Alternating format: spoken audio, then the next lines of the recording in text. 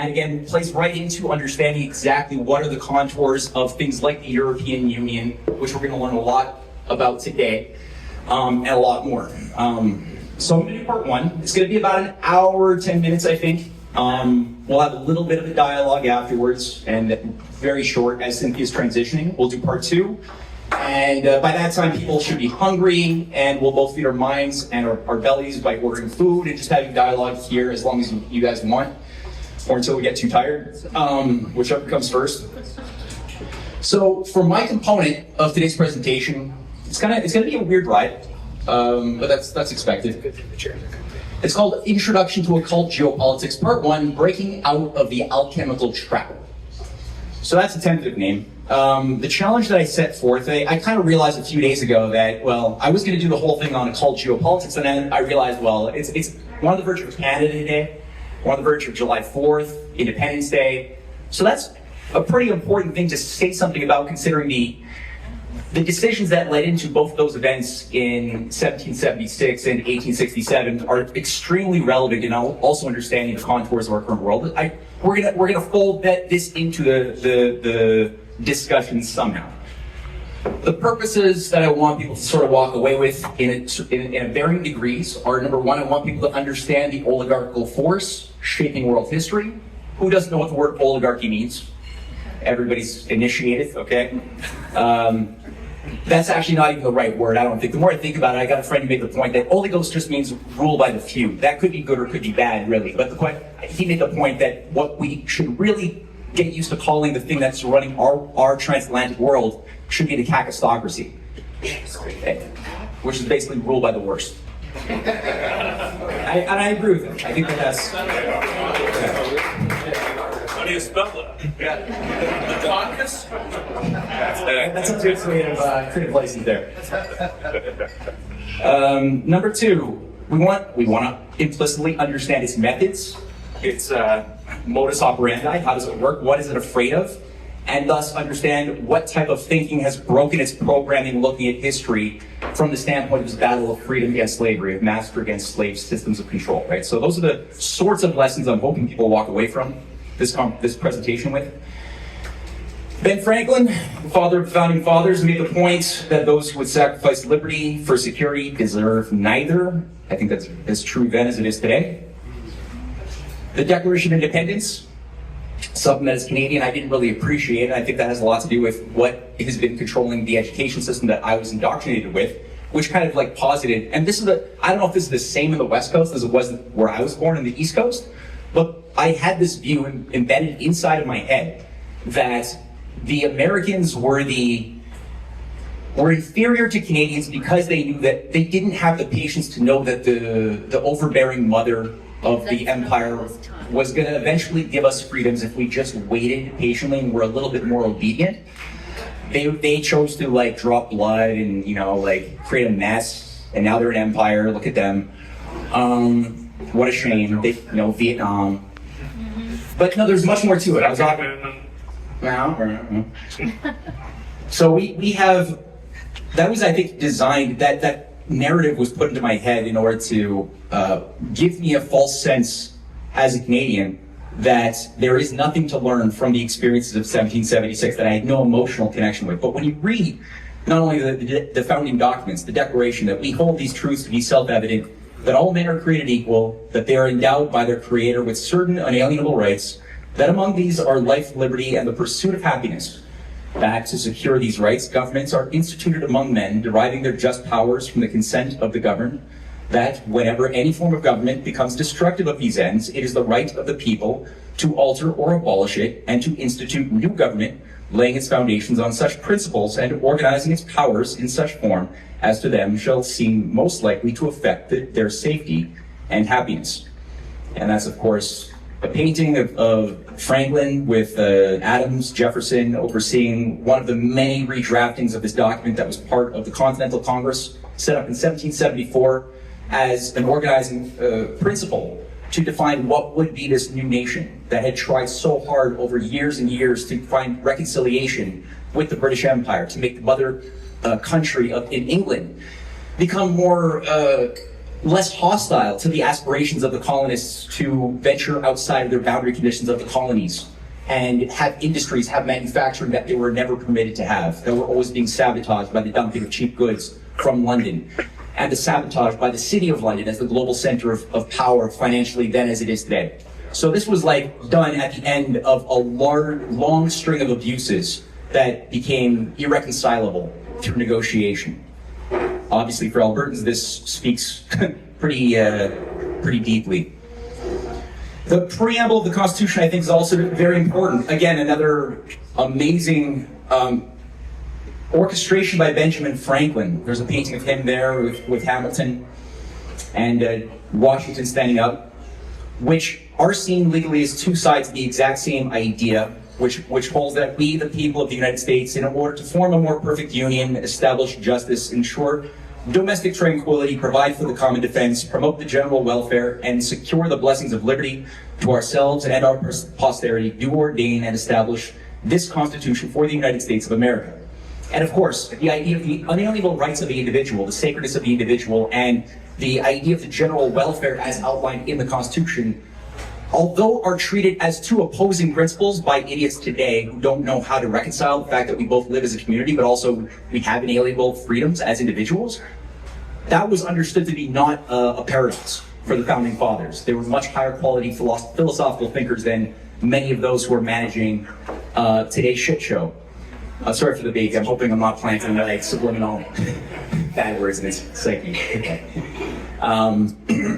But so the idea is that you could only actualize your true sovereign rights as a citizen if you were taking on the responsibilities of the society as a whole, right? If you looked in the mirror and saw an expression of the government, and that when you had an informed moral opinion that you would act upon in the world, you were also expressing natural laws, the individual. So it wasn't like you had one sovereign giving liberties to people, but rather you had everybody recognize that we are all sovereign under certain conditions.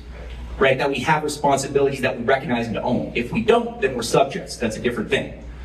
Now let's compare that to Canada. Our British North America Act, given to us after a blue-soaked party on the Maritimes, and then was ratified in London in 1867, states that whereas the provinces of Canada, Nova Scotia, and New Brunswick have expressed their desire to be federally united into one dominion under the crown of the United Kingdom of Great Britain and Ireland, with a constitution similar in principle to that of the United Kingdom, and whereas such a union would conduce to the welfare of the provinces and promote the interests of the British Empire.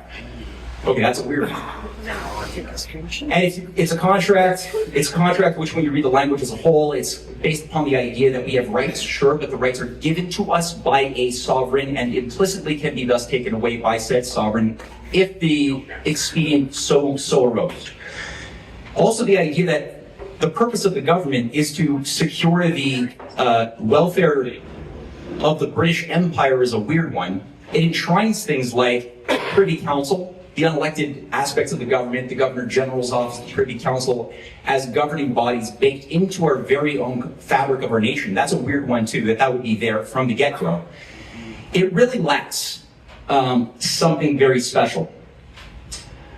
So what does it need to be founded upon British imperial principles? Okay, so the first thing we're going to do is as sort of an in, as we begin this weird little tour of history, is look at a few anomalies. I like picking up anomalies and thinking about them. A lot of people, they see anomalies and they let it just slide right by. Let's not do that.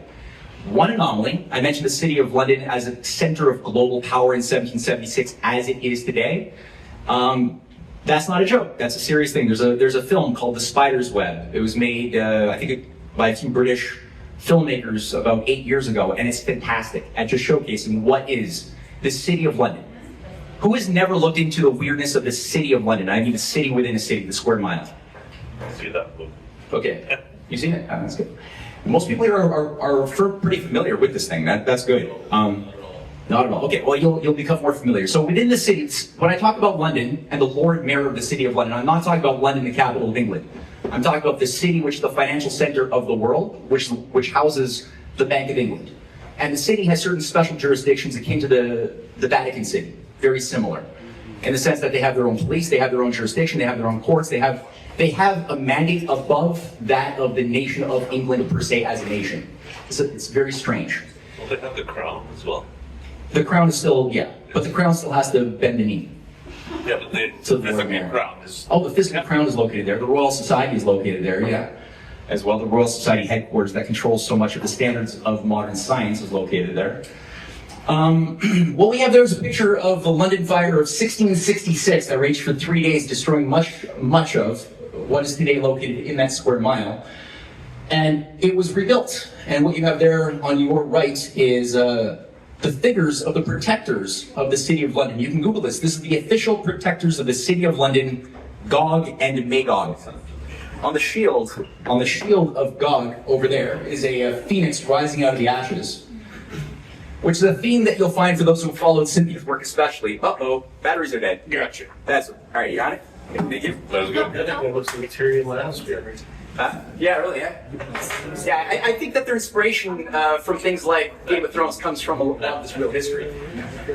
So anyway, you've got Gog and Magog as the protectors officially of the City of London, based upon an idea of phoenixing.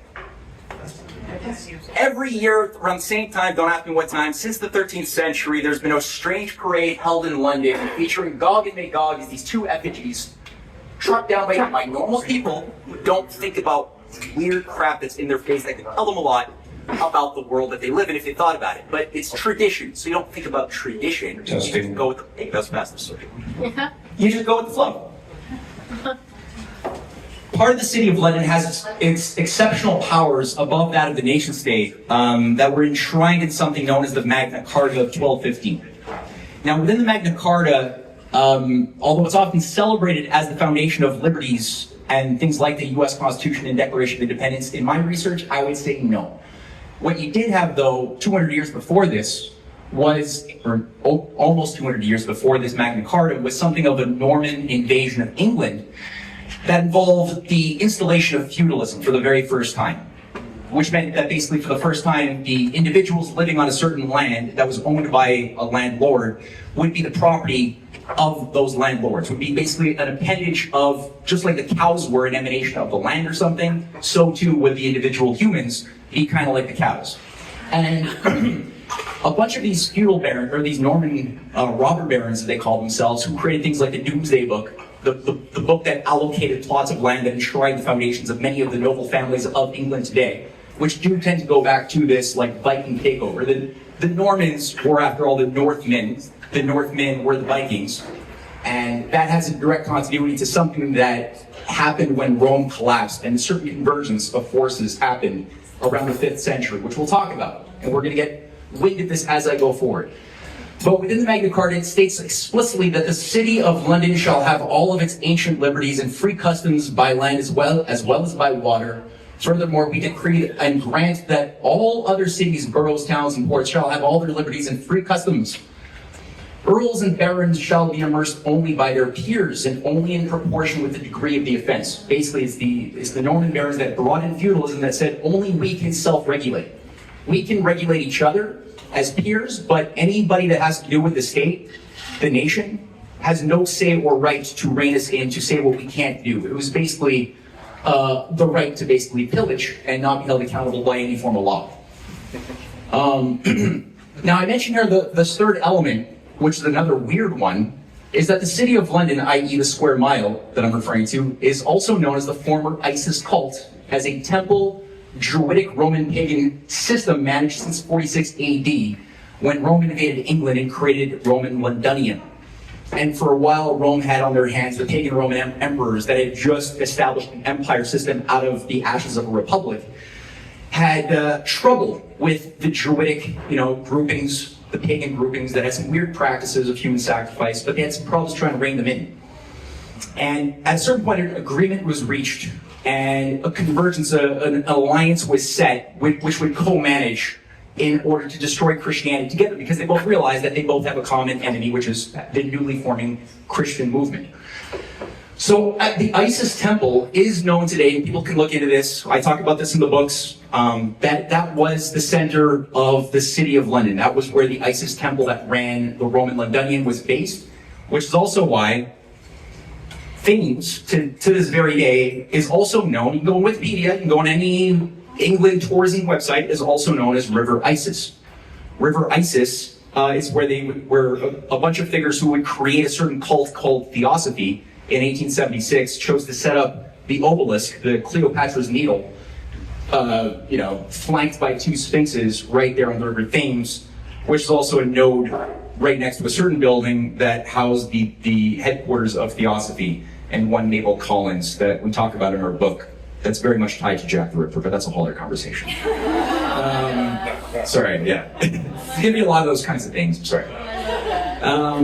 That's just another picture from a London tourism website, the Isis, the Ripper Thames, Oxford. Now keep in mind also, and Cynthia's class is going to implicitly, maybe not explicitly, but implicitly touch upon the fact that in Paris, you have a sister Isis temple, which was where the very name Paris got its name, from Para Isis, those who were from Isis, originally in around 300, the 3rd century AD. So that ties into some weird stuff that happened at the Olympics in the opening ceremonies. So, okay, I wrote a book not that long ago called The Venetian Angle of the British Empire. Because the British Empire wasn't always an empire. England had something very valid and beautiful inside of it. And that shouldn't be overlooked either, right? So what exactly caused this nation that had these pagan problems to lose its republican heritage, the aspirations of people like Thomas More, like Henry VII, who gave rise to the world's first modern nation state, of Erasmus and of people like Shakespeare? What caused their influence to dissipate in favor of this other entity that began to take control and use England as the expression or projection of power? Well, here the Venetian role becomes an important one, and these things converge. Benjamin Disraeli, himself a practicing occultist who was Prime Minister of England for a time, he stated something very interesting that caught my eye, when he was talking about England, and especially the period after the Glorious Revolution of 1688. He describes how the great object of the Whig leaders in England, from the first movement under Hampden to the last more successful one in 1688, was to establish in England a high aristocratic republic on the model of the Venetian. Two great Whig nobles, Argyll and Somerset, brought in a new family on their own terms. George I, that's a Hanoverian George, the first king was a Hanoverian king, was a doge. George II was a doge. They were what William III, a great man, would not be. George III tried not to be a doge, but it was impossible materially to resist the deeply laid combination. He might get rid of the Whig Magnificos, but he could not rid himself of the Venetian Constitution. What does that mean? What does that mean? Let's go see. All right, so what is Venice? Well, let's just take a step back. I don't do the linear thing, as people might have guessed. I don't do linear things. We're going to bounce a bit, but that's okay. So Venice. Before Britain was known as the empire in which the sun never set, before that happened, the dominant world empire that controlled maritime trade with influence all the way to Asia was known as Venice. Otherwise, it called itself the most serene republic. It was nominally a republic, but in name only. And we're going to see something about that. That's some of their acquisitions at their height. Actually, no, they were starting to descend in power at this point, but still, it gives you a sense of the type of trade corridors that they had access to, controlling influencing the Ottomans. They had access to, pretty much they were the monopoly, especially when they took over from Genoa. They're at one time rival that later on merged. So what was Venice? The idea of the Venetians, there's one thing I should say before I do this, is that Venice was also the home that was selected in the armpit of Italy, right up there. And that was the home selected as one of the primary domains of the Roman patrician families as the Western Roman Empire was collapsing. Those who wanted to pick up their wares and try to rebuild their empire in the West found Venice their dominant home. Another city-state that was built up around the 6th and 7th centuries by a lot of these patrician families was Amalfi. Another was Genoa, but Venice became the dominant one. They had a few centuries of rivalry, but at a certain point, Venice proved itself to be just the best at being bad. And they're the ones who took over control. But they were largely the new phase of the Roman Empire. So their aim was to rebuild and establish a new global Roman Empire.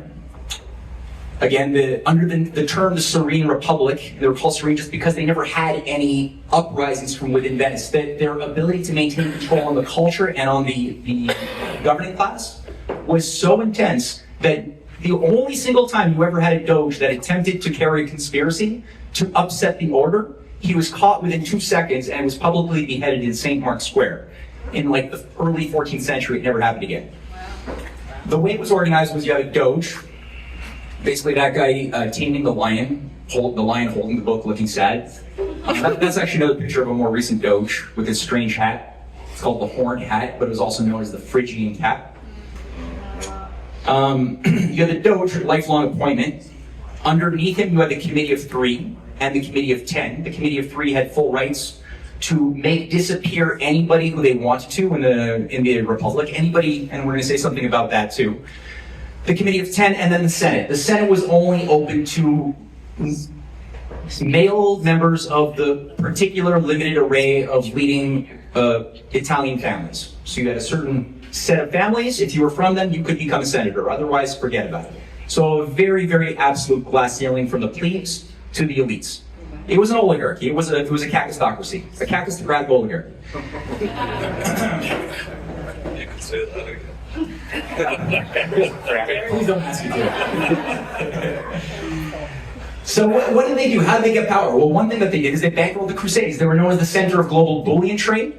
So they controlled the flow of gold, silver bullion, maritime trade. They had the most sophisticated intelligence network on the earth. This is what Shakespeare was exposing in things like Othello, with the Venetian intelligence operative Iago, who destroys everybody around him that he despises, like Othello, like Othello's wife, like Othello's friend, everybody, by profiling them and getting them to exhibit their worst weaknesses of their personality that they haven't rectified. And by profiling people, you're able to bring about the worst aspects of them and get everybody to destroy everybody, and you don't have to do very much. And the Venetians were very good at that. You saw the same type of principle of the Venetian method in The Merchant of Venice, again by Shakespeare. So there are certain ways that great Republican artists have exposed this and treated this at various times. James Fenimore Cooper, that Cynthia did a wonderful class on, did a book in the 1810s called The Bravo, about the story of a Venetian assassin that did a comparison that Cooper was doing between what a legitimate republic is and should become versus what a fake republic is that Venice was. For the early American founding fathers and just American citizens that needed to know, well, what are we, right? What is a culture of citizenry? They bankrolled the Crusades, like I said, the forever wars that went on for centuries of Christians killing Jews, killing Muslims, Muslims fighting back, killing Christians. You had just a revenge of different cultures. Forever was the idea. I don't think that was ever supposed to end. But it resulted in a complete breakdown of the social fabric, a loss of cultural traditions that were viable, and a brutalization of the people to the point that whole practices, like I said, of having just free citizens was lost. The idea of literacy for the masses that people like Charlemagne had advanced, or King Alfred in the 9th century had advanced to a certain degree, were lost completely. You had also the Mongols, the fact that the Venetian Marco Polo and his father were both advisors to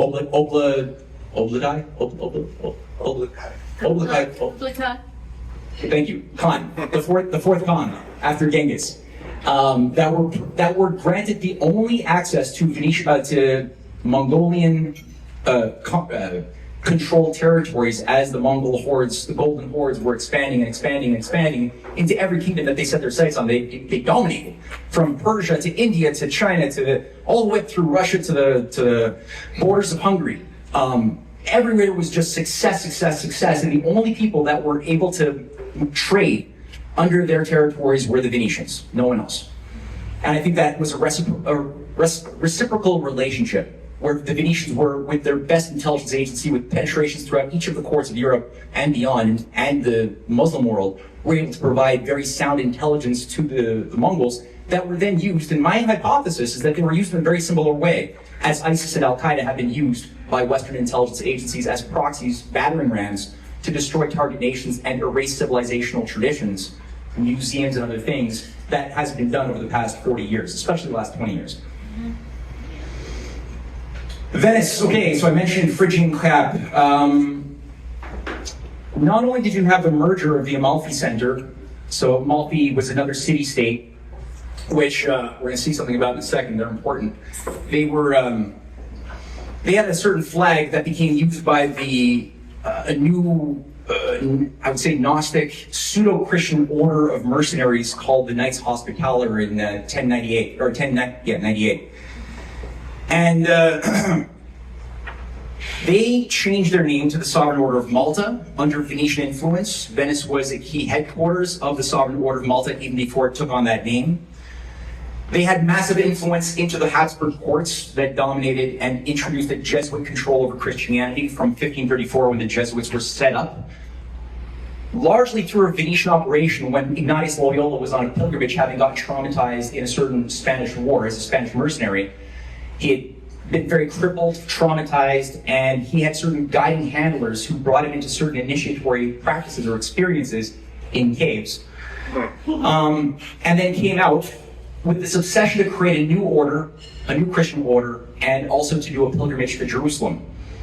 He found himself in St. Mark's Square, which is the center of Venice. And as the story officially goes, one of the leading Venetian noblemen heard an angel come to his bedside saying, "How could you let a holy man sit in the cold and the rain outside in St. Mark's Square while you're lying comfortably in blankets and you know, down pillows here?" And he went outside and found Ignatius Loyola and brought him, cleaned him up, and introduced him to the Doge of Venice, who was so moved by his story that he paid for Loyola to go to the Holy Land with an entourage provided by Venice and to come back and set up his order. So that's the story, at least. That's the official story. In fact, how much that's actually true, I doubt. A lot, maybe the outward form of it. And Venice and Genoa, though they were enemies at various times, did have a harmonized common interest that we'll talk about too. Now, the four dominant city-states that were sometimes rivals, sometimes allies throughout the 7th to 13th centuries or 14th centuries are upper left, lion, that's Venice, right? That's the Templar, well, it looks a lot like the Templar symbol of the Red Cross. Later it becomes St. George's Cross, and that was Genoa. The empire, the first dominant empire of the seas. On the bottom left-hand side there is Malta, or at the time it was Amalfi. So that's the Order of Malta's sign that came from the city of Amalfi, which also owned things like the Isle of Capri, a major cult center of the world. I don't remember what the bottom right-hander was, probably not good. And there, for those who doubt, that is actually the Great Priory of the Order of Malta. They got a name change. They were formerly known as the Knights Hospitaller from 1098 up until 1530. So they did a little bit of a name rebranding at a certain point, but they're the same thing. Their logo is located right there. I think Cynthia might have a word to say as well about the configuration of the angel wings, sword, and shield. And yeah, it's a couple of examples of some of their soldiers in combat gear. Now keep in mind, just like the Knights Templar that were co-created around the exact same time to oversee the first and the second and the third and the fourth crusade, just like the fact that they were both created by leaders within the Benedictine order, which is important. Most of the members of each order were not actually mercenaries. They were not actually soldiers or combatants. 9 out of 10 Templars and 9 out of 10 members of the Order of Malta were administrators, right? They're bankers, and the Knights Templar, the sister order to the Knights of Malta, sometimes rival but often collaborator, were ended up controlling the vast majority of global banking and commerce throughout the Crusades. I'm not going to bring it up, but just say it now. It's the Gladio symbol. Yes, for those, what Cynthia just said is she won't necessarily bring it up in her main presentation, but for those who don't know, that is the symbol that was selected for Operation Gladio. Who doesn't know what Operation Gladio is? Okay, if anybody looks into what happened to most of the leading Nazis and Italian and French fascists after World War II, they didn't get punished at Nuremberg. They got cozy new jobs and assignments under Allen Dulles and British intelligence to manage things like NATO, and to basically manage what became known, especially by the 80s and 90s, as NATO's secret armies. So global clandestine paramilitary organizations, highly centralized to overthrow governments we don't like, that utilize hardcore Nazi Italian killers, Nazi and Italian, Mussolini Italian killers.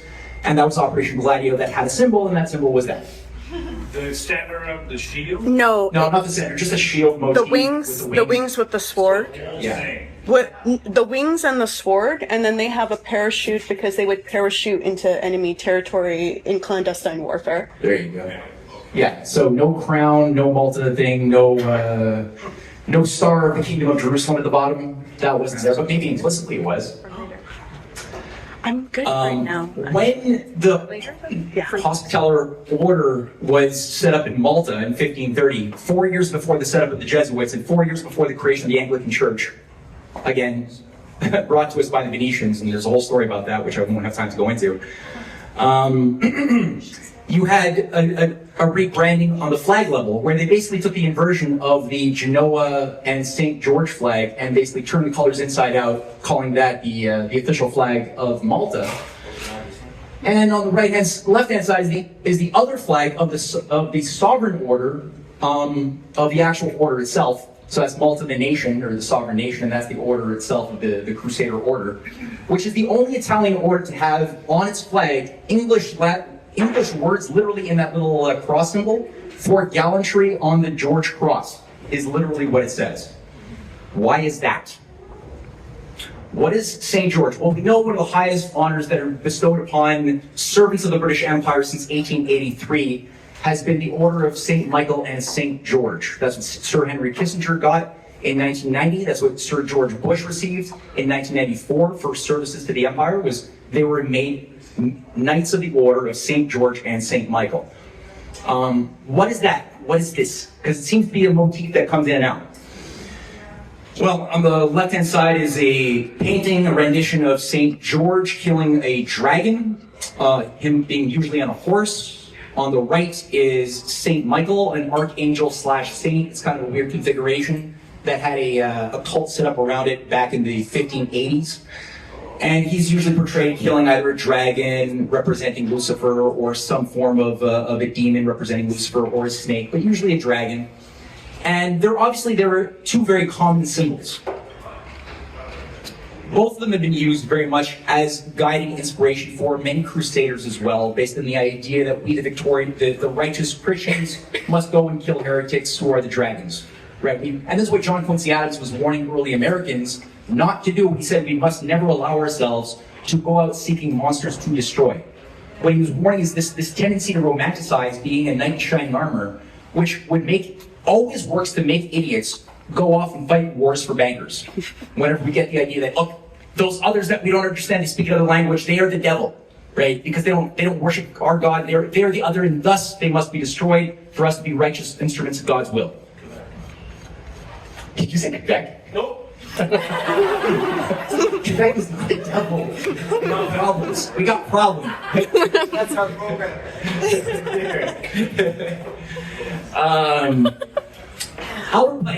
Albert Pike is a fascinating one. He says a lot about this. He wrote a book called Morals and Dogma in 1871. Albert Pike was a confidant of Giuseppe Mazzini. Mazzini being somebody who organized the proto-color revolutionary program in the 1830s, 40s, 50s, working inside of London with Lord Palmerston, that turned revolutionary organizations that were trying to just have more freedom into battering rams to upset governments that were rivals of the British Empire. And so he had these young European groups, young Albania, young Ukraine, young Ottomans, young Germany, young Italy. Young America. And the Young America branch was then represented in America by none other than Albert Pike, who later on not only became the head Grand Master of the Scottish Rite Freemasonry, but also became the co-founder of the KKK after the Civil War was done. He was a Confederate general. And he was a correspondent with Giuseppe Mazzini. Yeah. Oh, nice guy. Yeah, really, yeah, you want to have him babysit your kids, I'm sure. Walmart? What was that? Yeah, I thought he was the founder of Walmart. No, there's not, was it Walden or something? What's this? So he said something about this that I think is useful. In his Morals and Dogma, 1871, he wrote, in 1118, 9 Knights Crusaders in the East, among whom were Geoffroy de Saint-Omer and Hugh de Payenne, consecrated themselves to religion and took an oath between the hands of the Patriarch of Constantinople, a see always secretly or openly hostile to that of Rome, from the time of Photius, The avowed object of the Templars was to protect the Christians who came to visit the holy places. Their secret object was the rebuilding of the Temple of Solomon in the model prophesied by Ezekiel. This rebuilding, formally predicted by the Judaizing mystics of the early ages, had become the secret dream of patriarchs of the Orient. The Temple of Solomon, rebuilt and consecrated to the Catholic worship, would become, in effect, the metropolis of the universe. The East would prevail over the West, and the patriarchs of Constantinople would possess themselves of the papal power. Wow. That's an interesting statement to make. You think? Yeah. And keep in mind, when the Crusade began, the whole idea was to create exactly, which was there, the largest magnitude of Christian control over Jerusalem as a kingdom during the 200 years of Crusades. That had a certain flag, even though there were a bunch of different competing baronials, nominally Christian, but kind of, not really. They used a certain symbol of the Kingdom of Jerusalem, 5 crosses, the 4 crosses and the big one. And the Templars, as the story goes, found themselves in a headquarters in Solomon's Mines. So that was sort of their base of operation, the holy site of Solomon's Mines and the underground sort of remnants of Solomon's Temple that was destroyed in 70 AD after the Jewish-Roman War. So there was this idea of rebuilding it, and these guys were obsessed with that idea. And there was something that they learned when they encountered an order that had just been built up, that had pre-existed them, called the Order of the Hashashins, otherwise known as the Order of the Assassins. The Assassins got their name because, well, as it worked out, as part of the brainwashing operation that they would be subjected to as initiates after they were set up, was the consumption of massive amounts of hashish as part of an altered state experience before they would be deployed to go on a targeted kill of a leader, whether Muslim or whether Christian, often both. They started working with the Templars, who seem to have taken on similar symbolism that was already used. The red and the white motifs of the Hashashin uniforms, the degrees of initiation of the Hashashins, were adopted by the Templars as their own degrees of initiation. They're as an initiatory cult. So, upon the first success of the First Crusade, you had the Order of Hospitallers, like I mentioned. They were the Order of the Knights of St. John of Jerusalem. St. John was their patron saint. The Order of the Holy Sepulchre was set up at the same time. They still exist, and they actually run many of the educational institutions in and around the Middle East to this very day. You can go on their website. It's a strange thing. The Order of Solomon's Temple, like I said, was set up by another guy, Bernard de Clairvaux, a radical Benedictine who became a founding Cistercian, which is basically just more radical Benedictines. And he set up this thing with Mary Magdalene as the patron saint. So one of the things that these guys also had in mind was, I'll just say no, okay. What was that? When was this? This is 1118 when he set this up. This is Mary Magdalene, Jesus' wife.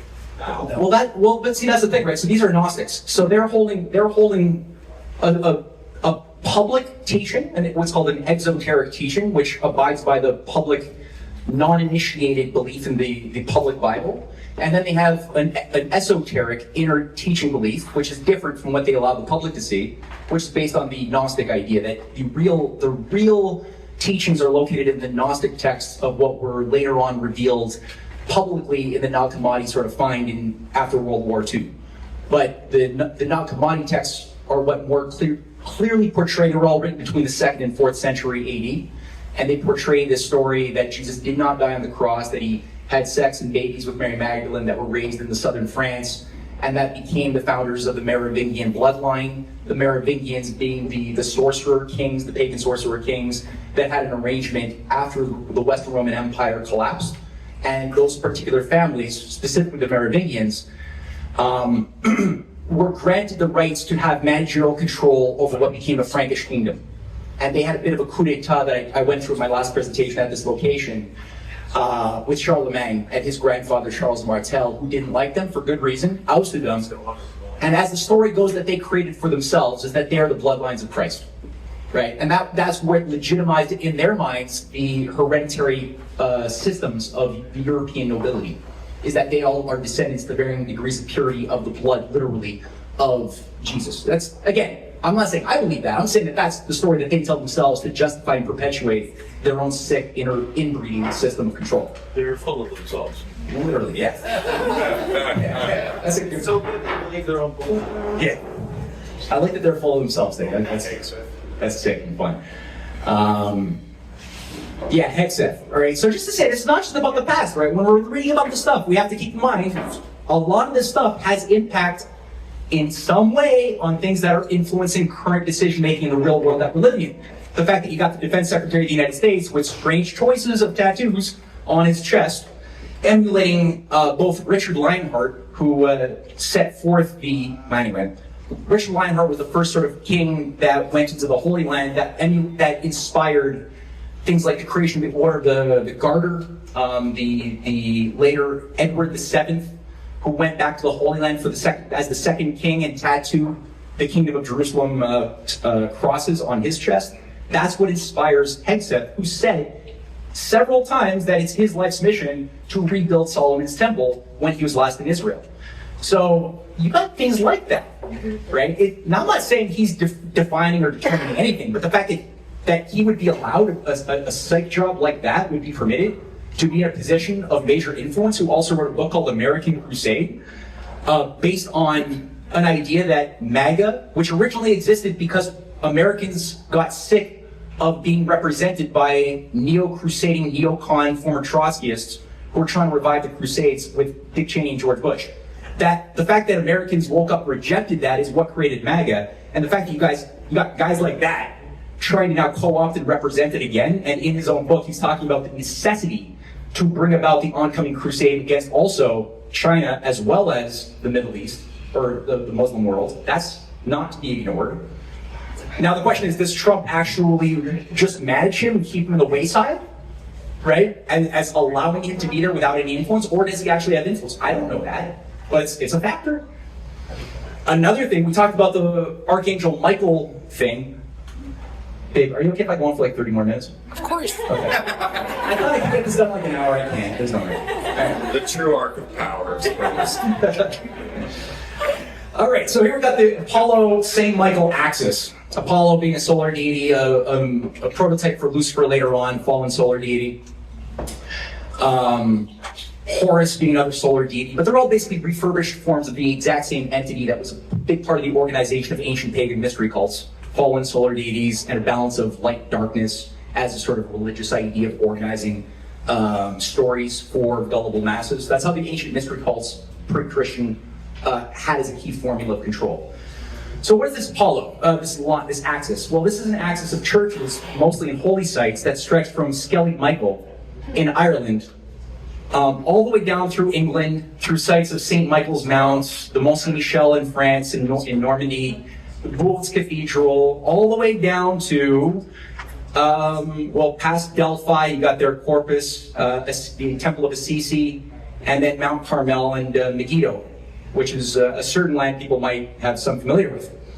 And these sites were built up according to a celestial phenomenon of the sun being in a certain location on the summer solstice of each year.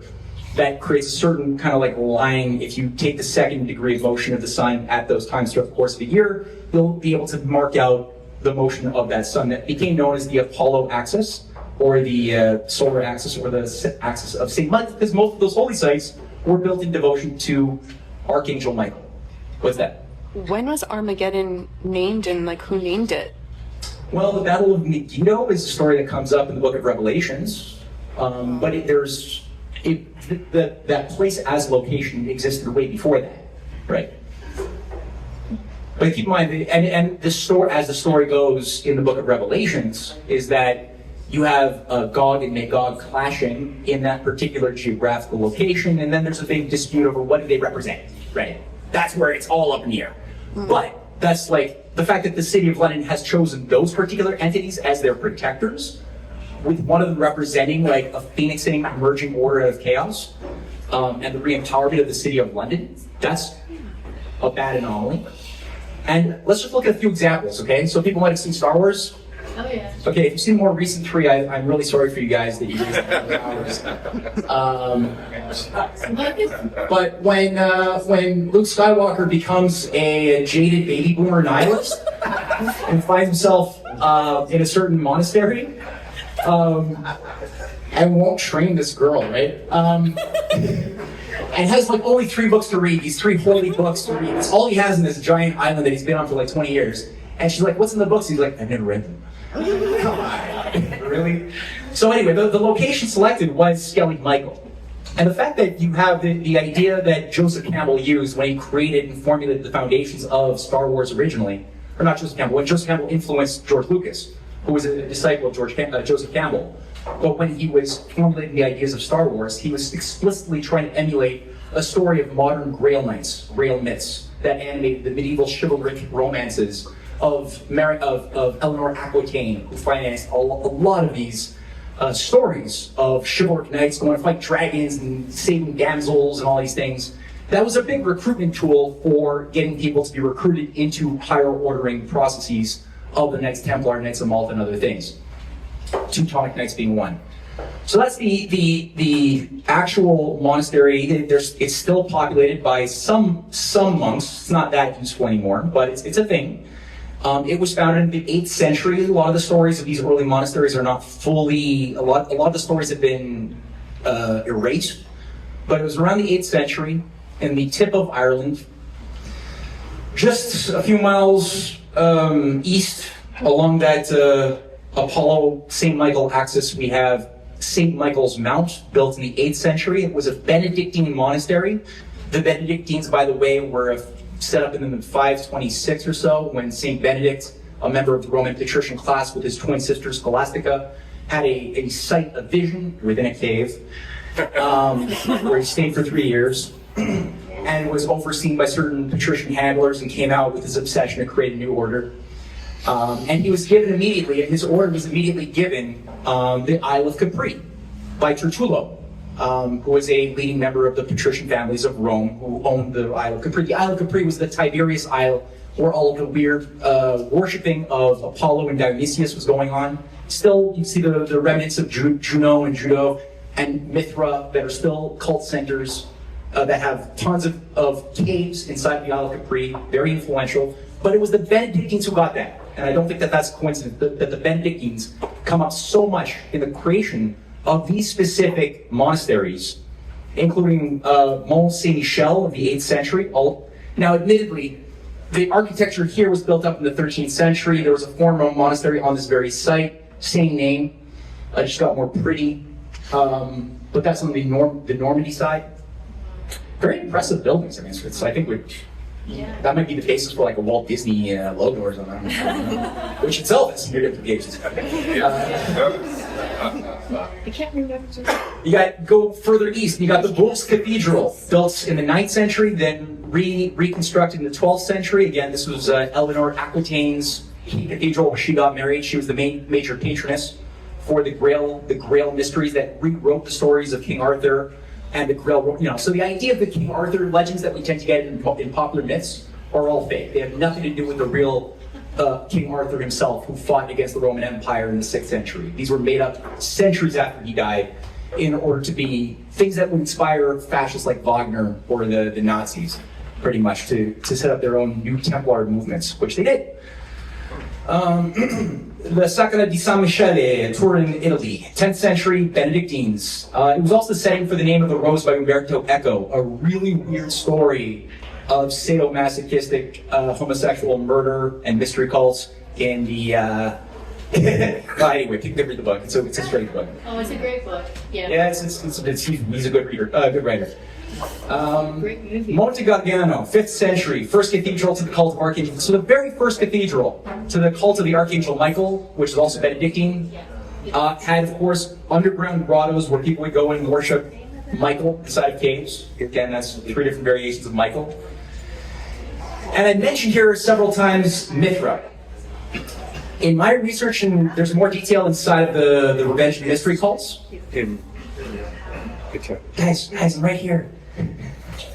Inside of the mystery cults, the book series, I make the case that I'm pretty sure that the the society of, you can call it a religion, but it was a secret society of Mithra, which was the dominant rival of Christianity in the early first centuries of the existence of Jesus' movement, was retooled into the Archangel Michael story.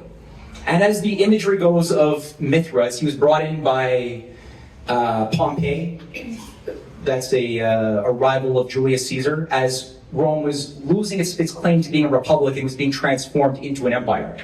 And the imagery was that Mithra was a solar deity, Sol Invictus, who was always portrayed killing a bull. He's always looking over, usually looking over at Helios, the Apollo solar deity, and looking away from, but always present, is Luna, or Venus, or Diana, the lunar deity, the goddess of the night. This is an Apollonian, Dionysian cult ritual that's being expressed here through sacrifice. Now, there have been discovered about 500 Mithraeum across Europe, the Middle East, North Africa to this very day. There's a lot of them. These are just 3 of them. This one on the far left-hand side is discovered under the city of London to this very day. A lot of them tend to be found right up below temples to Cybele Attis, which was a sort of more feminine-oriented mystery cult that had the same degrees of initiation, but that welcomed more women, that had a little bit more of a sexual orientation in it. And if you wanted to be a male member, a hierophant of the Cybelian cult, you had to basically cut off your penis, pretty much, and then you could become a holy man. That was part of the thing. Dude.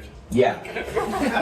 There's actually one reading that demonstrated that Abraham Lincoln's, or the guy the guy who killed John Wilkes Booth, who probably himself didn't die, was a member of an Attis cult who castrated himself as well. So you said the transgender movement is making acolytes?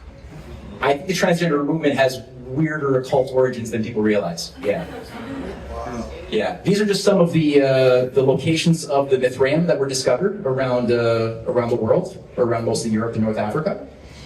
A lot of them are found under current churches. So whether that was, people say in defense of these churches that it was built to impose or project the dominance of Christianity over its rivals, I say maybe that's true, or maybe it's just simply some of these churches became rebranded forms of Mithraeum, which still have active Mithraeum below them in their basements, as does the Basilica of St. Clemente in Rome, which is one of many churches that has protected Mithraeum underneath. It's a thing. And we see the imagery of the bull sacrifice even up to the 12th century on many of the stones of churches, including Sicily's Monreale Cathedral, that also has Mithraeum under it. I would look into, and I haven't done it yet, but I would challenge people out there who are curious to look into the origins of the Spanish bullfighting ceremonies. That's a curious one. And I think that, who's the guy who did the foundation, Doom? Frank Herbert. Frank Herbert, I think, was possibly looking into some of this stuff as part of his research when he made the House of Atreides, a house that had at its root a bullfighting sort of spirit, right? That wasn't just something done for exercise, but I think at its root there's probably something weirder to it that I don't know how to fully think about, to be honest. But I just get across the story, as far as the story goes, the origin story for the cult of Archangel Michael as a modern cult, because Archangel Michael existed as a persona before this, but in the current incarnation that it was given, when it was like centralized into an organizable cult that would justify the creation of organized Christian soldier movements as well as churches in a certain way, was a story of a dude who was a pagan hunter who was trying to hunt a bull with an arrow. I don't know why you try to hunt a bull with an arrow. That doesn't seem that successful, but he was doing it. And as the story goes, the guy took a shot at the bull, and Archangel Michael came out of nowhere, deflected the arrow, and it jets him back into the guy. The bull stayed in the cave, so the bull ran into a cave and it stayed there. This dude now saw the light, and somehow that arrow transformed him to become a Christian. And so from that origin story of the retiring bull into a cave, we had then the creation of the cult of the Archangel Michael. Right, that took on this new persona that was later on adopted or retweaked in the form of the Order of St. George, or St. George is an idea. And again, there's a grotto of worshippers in the modern age worshiping the sanctuary of Michael in Monte Gargano. Again, St. George killing the dragon. That was also adopted as the patron saint of the Order of the Garter in 1350s or 1340s. That's Anki and that's Horus killing Seth. So that's some imagery we've already found from Egypt of Horus on a horse killing Seth, represented by a dragon or a snake or some dragon snake. This is 3rd, 4th century AD. So we have already, like, the motif and the idea is what's important here. So Venice was not a republic. That's the moral of the story here. Let's jump ahead a little bit. Venice is a self-policing, organizing cult control system of the world that managed the seas, that took control of Genoa, that took control of Amalfi, that became the center of a world empire around which the sun never set. They had influence all the way to Asia for centuries. And their city motto was literally, first we are Venetians, then we are Christians. What you see there is one of many of the currently still existent informant depots where anybody in the city could literally put somebody's name on a piece of paper that they want to accuse of heresy or whatever, and put it in the mouth of this thing, or often a lion. And the committee of 3 would then basically have that person disappear after a secret trial. Secret courts were big in this world. And that was it. And then people would just disappear. So everybody knew that you had freedom as long as you stayed quiet and only talked about sports, you know. Yeah, fishing. You gotta go fishing. The weather. Yeah. So just to get across, this began to change. So why did Venice leave Venice? Why did the oligarchy move their location, their headquarters from Venice to set up a new empire located geographically in the Dutch and the English areas? There was something that was people began to wake up after a few centuries of forever wars being financed. All sides were being financed by the leading bankers in Venice, and they basically stopped to talk to each other. Right? That's the key way to stop one of these things. You stop and you have a dialogue with the people you're about to kill. And you start talking, you start getting a sense of where do they get their stories from, where are they getting their intelligence from, and where are they getting their funding from? And they start discovering that we have the same enemy that actually wants us to spend all of our time killing each other. Right? And that happened. That by some miracle of incredible statecraft, you actually had some wise people organized by the mentor of Thomas More, Cardinal Morton, who also recruited young Erasmus of Rotterdam to be a part of a league that became the League of Cambrai. And all of the kings were organized, and the leaders in Italy and Florence, in Milan, in the Holy Roman Empire, even the papacy itself, Julius II, were all organized. France, big time, Louis the 11th, and then the 12th, were organized to say, let's stop killing each other, and let's create this league, this new alliance, to basically just declare war on Venice. And they did. Good idea. Very good idea. And you have some of these quotes that you get. I got this from a Webster Tarplay essay from 1980, and he just picked out some amazing quotes from some of these key figures, like Cosimo de' Medici, who said that association with the Venetian brings two things which have always been rejected by men of wisdom: perdition and disgrace. King Louis XII said the Venetians were traitors in human blood, traitors to the Christian faith, who have tacitly divided up the world with the Turks, who are already planning to throw bridgeheads across the Danube, the Rhine, the Seine, the Tagu, and the Ebro, attempting to reduce Europe to a province and to keep it subjugated to their armies. Pope Pius II, who actually excommunicated all of Venice, and then Julius II did the same thing, said that as among brute beasts, aquatic creatures have the least intelligence. That may be unfair to fishes, but I know. Dolphins, especially dolphins. Oh, yeah, very. He didn't know about dolphins, probably. So among the human beings, the Venetians are the least just and the least capable of humanity. They are hypocrites. They wish to appear as Christians before the world, but in reality, they never think of God. And except for the state which they regard as a deity, they hold nothing sacred, nothing holy. All law and right may be violated for the sake of power.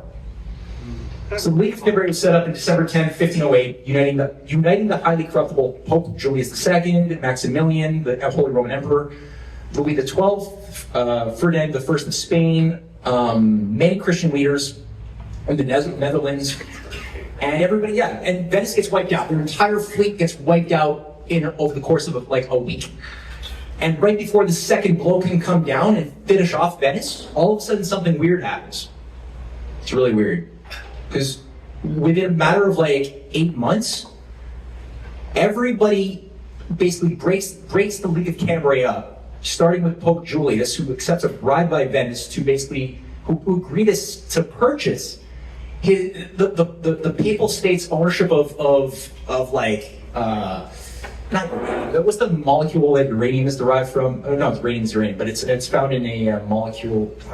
There's something that was used for like stained glass. Anyway, the papacy had a lot of it, and basically Venice agreed to like buy up for like 10 times the market value all of their holdings. And Julius II said, "Okay, we're friends with Venice now."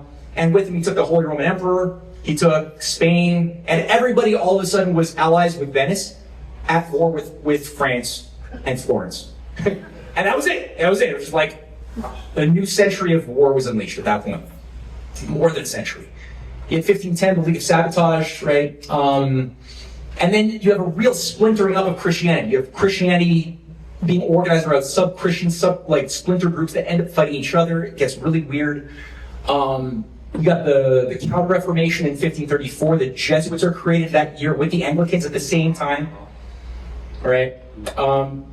Jesuit reactionaries lead the Council of Trent from 1545 to 1563, with the basic principle being that no dialogue with Protestants is possible. The only approach is scorched earth. Burn, destroy, but don't actually talk to Protestants. So that type of thinking is very conducive for forever wars. Frances Yates, who's a very high-level Cambridge scholar, I think she herself is a practicing Druid from Cambridge, but she has been assigned the right to control the narratives of what was the Renaissance and these things. And she wrote... Not take as much time. Don't worry about it. Okay. She wrote a book called The Rosicrucian Enlightenment that I was really happy that I read. That's a cover of the thing there with a diagram of the universe by a guy named Robert Flood, an enemy of Kepler, who basically had a cosmorotic theory of the universe. It's like his penis-centric model.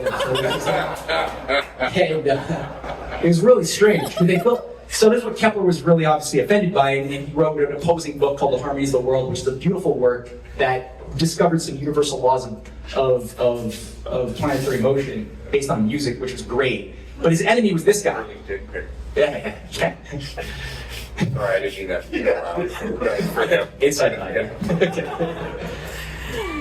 So Frances actually makes a very astute point, where she makes the point that, and the garbage, the lie that she puts out in her otherwise very useful book, is that all Renaissance thinking is magical thinking, that the Renaissance was driven by Rosicrucians, that the Rosicrucians, who were the sort of modern magicians or neo-Templars, were those who gave rise to everything good.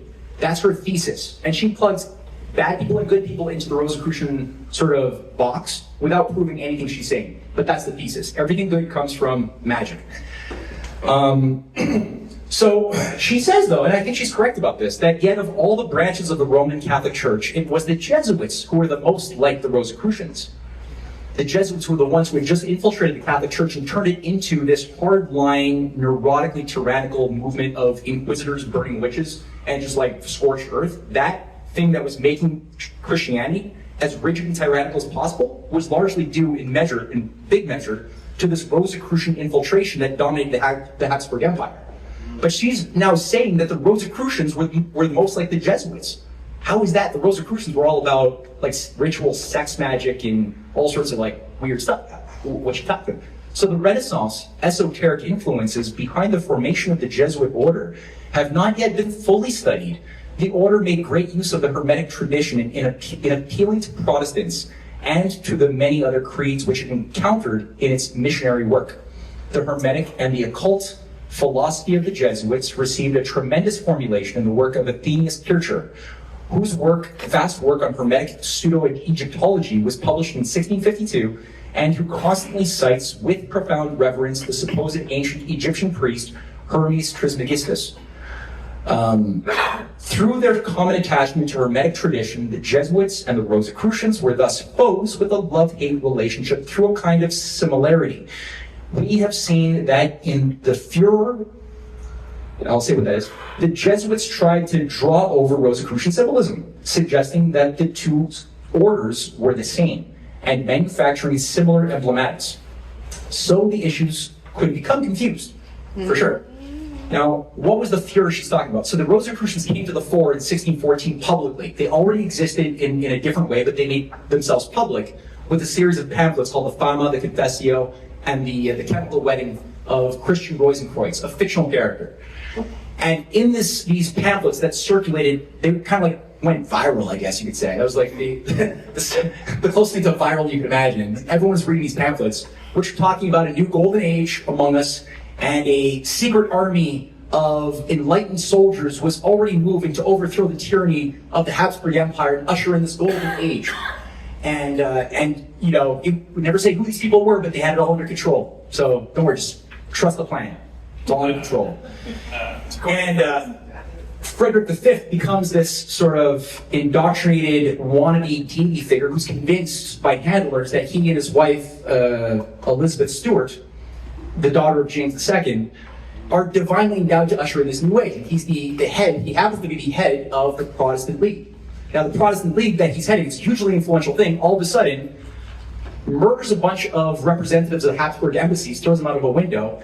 The people are somehow organized to demand that this guy endow himself to become the new emperor, which he says yes to, which lasts for about 2 seconds. Because at that moment, in 1619, when he says yes, all of a sudden now the Habsburgs are like really pissed. So that welcomes in now an age of bloodletting called the 30 Years' War, of which there's something like 16 million Christians who are like wiped out. And it's 30 years of Catholics versus killing Protestants and vice versa, nonstop.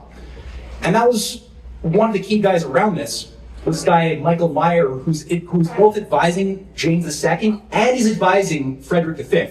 This Michael Meyer Rosicrucian, who initiates or organizes this theory of the phoenix, the phoenixing formula, the alchemical phoenixing formula, breaking down in order to recombine. We also see this on the arms of Baphomet as portrayed by Eliphas Levi, right? The goat-headed, like, androgynous deity that's pointing to the sun and to the moon with a little tattoo saying to break up and to recombine. That's geopolitical spiritual alchemy that these guys are big on. But it can only work if you give people something controllable to rebel against, right? Give them like a great reset technocracy that creates pressure in order to then make people lose their minds so that all they can do is fight, but you control what type of channels they will use to express their energy to fight back with. And that's the key thing that causes a legitimate revolution from turning into an illegitimate sort of bloodbath, which Cynthia is going to be going through in her presentation on the French Revolution. So in the midst of this chaos and bloodbath, that's when Venice now is taking the time to transmit its operations from Venice, which then get retooled into their infusion into Amsterdam, which sets up the first bourse, the stock exchange. The Bank of Amsterdam is quickly set up in 1609, modeled on the Venetian Levant Company and the Banco Siena. The Venetian Levant Company also forms a new basis for the creation of the Dutch East India Company, which also works then in tandem, first as rivals, but then together with the British East India Company, which is being set up by people like John Dee or Francis Bacon. Again, two figures who were leading this Rosicrucian takeover. And you know, what do? They innovate a new type of global control of power projection using economic warfare, which involves turning the economy, getting people to think that the economy is the markets, getting to think about the idea that my selfish desires is what makes the world move and makes profit happen. And if you think that without the idea of the general good, and you just want to make money with principles of gambling, you create the tulip bubble. And the tulip bubble all of a sudden had people like trading castles for tulips or papers representing tulips, which was, I mean, you just, the graphs here went from like, you know, from nothing to, in 1634 to, again, people were selling castles for tulips. And only those in the know who were like laughing at everybody knew that this was a wealth transfer when they were preparing to blow up the bubble and cause a transfer of wealth. So the people who made this lie happen knew that tulips were not worth more than tulips. And in the context of that, they were able to reformulate their activities in Amsterdam, and then use their new powers, both with the Venetian power inside of England itself and then building it itself up over the earlier 150 years since Henry VIII went and created his own thing, and you know, anyway, that's a whole side thing. They basically did the Glorious Revolution, which is what we heard at the very beginning from Benjamin Disraeli when he referenced the 1688 takeover that enshrined the power of the City of London and the Bank of England as the center of world power. Now, just to be quick, last 10 minutes, why did the USA break the cycle? So with all of the chaos operations that these guys were able to do with their phoenixing, why did the USA, why does it remain amongst one of the few cases, and there's very few, where a revolution happened and it didn't go into a bloody terror that resulted in something worse? Why? Just to get across, you had to think like Ben Franklin. So Ben Franklin was a guy, he was a scientist. His discoveries in electricity were directly tied to his ideas of natural law and government. He was able to organize a movement of like-minded thinkers to create a culture of brilliance and inquiry that was able to look at the laws of nature philosophically and see that we're all made in the image of God, and that we all had the power of discovering God's creation if we chose to accept certain responsibilities. In England, he set up in Manchester the Lunar Society, which involved some of the greatest scientists and industrialists that gave rise to the Manchester Industrial Revolution that was later polluted by British rapacious imperialists. But the idea is that they couldn't create this themselves. They had to have something, a way of thinking outside of their kakistocracy system that could create these types of leaps in progress that would then allow for society to support more people at higher qualities of life. I'm not going to read this because I went on way too long already, but Ben Franklin did everything. This guy was thinking about upshifting the culture in a serious way with a very long game in mind. Created the first fire departments, libraries. I mean, his work with the Poor Richard's Almanac. I'll just give you the PowerPoint. You don't have to take a picture. Okay, good. Okay. He was trying to introduce high poetry and literature, bringing in Confucian literature, like Analects were being brought in, translated by Ben Franklin, and brought to the colonists as well. So you had a power of thinking that you didn't have in Quebec with the French, you didn't have it anywhere in Europe, of a literacy and a love of ideas and culture in farmers. Like, that's what we call the Latin-based farmers. So they could read the Bible in Latin, they could speak in Greek. That cultural level gave them the ability to understand, why should I fight for ideas like liberty? When it's, you know, even at the risk of my comfort and my life. That took a very high level of thinking. Again, like Ben Franklin was really representing, he was British, he identified as an English guy. But he was identifying as the better England, the England of these guys, of Erasmus, of Thomas More, of Raleigh. And he made the point too that we needed an economy, a science economy that's going to allow for the actualization of these ideals. Having ideals is one thing, but being able to do it is another. So you need an economy that's going to permit you the ability to support your people and to liberate your people so that they can participate in the unfolding of the society as a whole. And going back to his writing on paper scripts and on the necessity of a paper currency in 1729, he was already describing how we have no poorhouses in the colonies. And if we had some, there would be nobody to put them in, since there is in the colonies not a single unemployed person, neither beggars nor tramps. In the colonies, we issue our own paper, and it's called colonial scrip. We issue it in proper proportion to make the goods and pass easily from the producers to the consumers. In this manner, creating ourselves our own paper money, we control its purchasing power, and we have no interest to pay to no one. And this idea gave rise to a school of economic thinking that Benjamin Franklin really oversaw in the form of people like Clay, Hamilton, Henry C. Carey, Matthew Carey, John Quincy Adams, Lincoln, and his greenbacks, that was always perfected and allowed for a greater idea of both the general welfare and the freedom of the individual to both improve at the same time, not one at the expense of the other, which is what modern textbooks have been working very hard at obscuring and destroying as an idea. And again, he was bringing in, he was asked, what inspires you to be who you are? He says, I try to emulate my life. I try to be as much as Confucius, Socrates, and Jesus. He said those three figures were what guides his standards in life and decision making. And just to get across, it wasn't just a bunch of colonists going at it alone, right? If that wouldn't have worked, it was just that. You had an international dynamic that made this happen, of people like von Steuben. You had people like Kosciuszko from Poland, the Prussian general. You had Lafayette, the French general, leading contingents of over 1,000 French experienced fighters to go and support Franklin and the Americans in their aspirations. You had Russia without the support of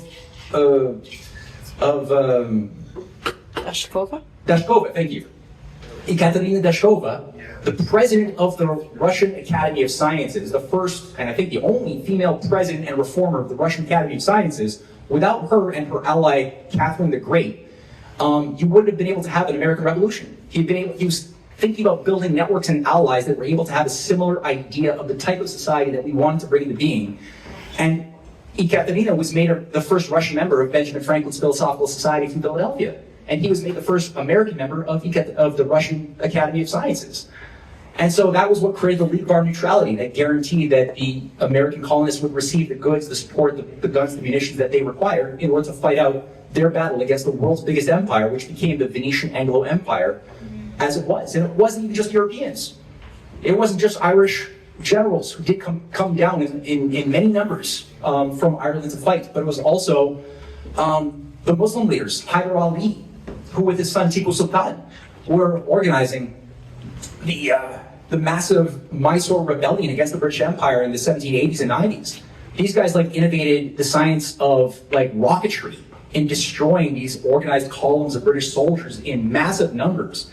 Great, and the British had to took them another 20 years to reverse engineer these Indian innovations to finally make their own rockets. But they didn't make it themselves; they had to steal it from actual freedom fighters. And we have here a photograph of the French ambassador Suffren working with Hyder Ali, creating this alliance, where then, because of their choice, they were able to absorb 20% of the British naval fleet that couldn't then put down the American Revolution. And Tipu Sultan even sent his son, another leader, sent the letters to the Continental Congress in 1782 saying that your fight is our fight. Every blow that is struck in the cause of American liberty throughout the world, in France, in India, and elsewhere, and so long as a single insolent savage tyrant remains, the struggle shall continue, says Muslim Indian leader Tipu Sultan in writing to the Continental Congress of the United States. That's why the first flagship of the U.S. Navy was known as the Hyder Ali that George Washington inaugurated. That's just a great picture. That's actually the NASA buildings of the origins of rocketry. Right, that's the Tipu Sultan quote. Emperor Sidi Mohammed, right, of Morocco, had a special relationship where he was the first nation in the world to recognize the independence of the United States as an independent nation, as a republic. The very first nation in 1777. And he provided massive support and protection to Barbary pirates, to American shipping that otherwise were being used as proxies by the British Empire to go and destroy American ships on the high seas. And he provided all of these ships protection based on his special relationship. So I think that's a great place to end my part of the presentation today, and it did go on for an hour and 28 minutes, but that's okay. But then thank you. I did. You're all witness. But then the question then is why did this fail to successfully reproduce itself in other parts of the world that were so inspired by the success of the American revolutionaries, right? Why did the French fail when they had such, when the American example could not have been possible were it not for the influence of the French, of Louis XVI, of Lafayette, and so many others? Why did it fail there? Why did it turn so quickly into a bloodbath of civil war? Why did that same trend then result in a new tyranny of a Napoleon Sun King, right? That then ushered in more years of forever wars. Why did it fail in other places? So, and how does that tie into the current world that we're living in today, right? So with it, I think a good intermezzo is in order for people to stand up, maybe stretch if they want, get a drink, take a pee, and then we'll transition into Cynthia Chung for part 2. All right.